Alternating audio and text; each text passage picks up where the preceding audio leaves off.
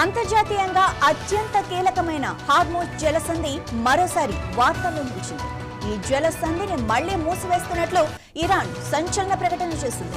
అనుమతి లేని మార్గంలో వెళ్తున్న ఒక నౌకపై ఇరాన్ రివల్యూషనరీ గార్డ్స్ హెచ్చరిక కాల్పులు జరపటమే కాకుండా క్రూజ్ క్షిపణితో దాడి చేశారు. ఈ ఘటనతో పర్షియన్ గల్ఫ్ ప్రాంతంలో యుద్ధ వాతావరణం నెలకొంది.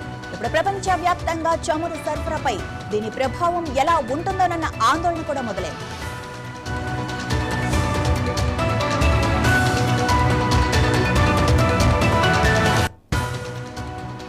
సైప్రస్ జెండా కలిగిన MV GFS గెలాక్సీ అనే వాణిజ్య నౌకపై ఇరాన్ రెవల్యూషనరీ గార్డ్స్ కార్డ్ నావికాదళం శనివారం దాడి చేసింది.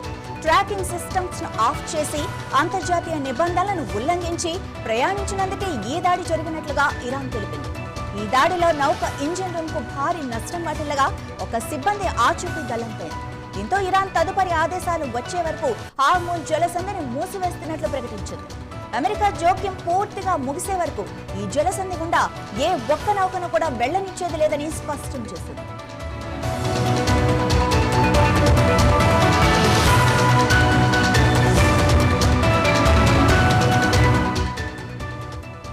హార్మోజ్ జలసంధి మూసివేత నేపథ్యంలో అమెరికా తీవ్రంగా స్పందించింది. ఇరాన్ పై మూడో విడత దాడులు మొదలుపెట్టింది. అమెరికా సెంట్రల్ కమాండ్ అధికారికంగా ఈ దాడులను ప్రకటించింది. ఇరాన్ కు చెందిన వైమానిక నిఘా రాడార్లు, క్షిపణి, డ్రోన్ ప్రయోగ స్థావరాలపై అమెరికా బలగాలు దాడులు చేశాయి. తమ అధ్యక్షుడి ప్రత్యక్ష ఆదేశాల మేరకే ఈ ఆపరేషన్ కొనసాగుతోందని అమెరికా సైన్యం వెల్లడించింది. హార్మోజ్ జలసంధిలోని అన్ని మార్గాలను తెరవాలని, నౌకలపై దాడులు ఆపాలని అమెరికా ఇరాన్ను డిమాండ్ చేసింది.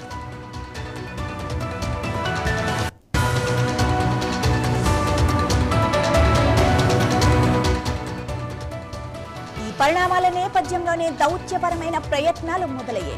ఇరాన్ విదేశాంగ మంత్రి అబ్బాస్ అగాచ్చి, ఒమన్ విదేశాంగ మంత్రి సయ్యద్ బరద్ బల్బు అసైదీతో అత్యవసర సమావేశం నిర్వహించారు. హార్మోజ్ జలసంధి గుండా అంతర్జాతీయ నౌకల సురక్షిత ప్రయాణానికి అవసరమైన తగిన యంత్రాంగాన్ని ఏర్పాటు చేయడంపై ఇరు దేశాల మంత్రులు చర్చించారు.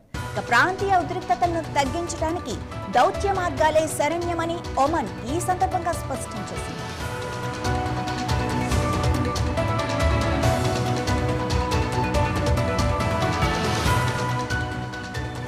మరోవైపు ఇరాన్ మాజీ సుప్రీం లీడర్ అయతొల్లా అలీ ఖమీనీ హత్యకు ప్రతీకారం తీర్చుకోవటం తమ దేశ ప్రజల ప్రధాన లక్ష్యమని ఇరాన్ ప్రస్తుత సుప్రీం లీడర్ అయతొల్లా మొజ్తబా ఖమీనీ ప్రతిజ్ఞ చేశారు.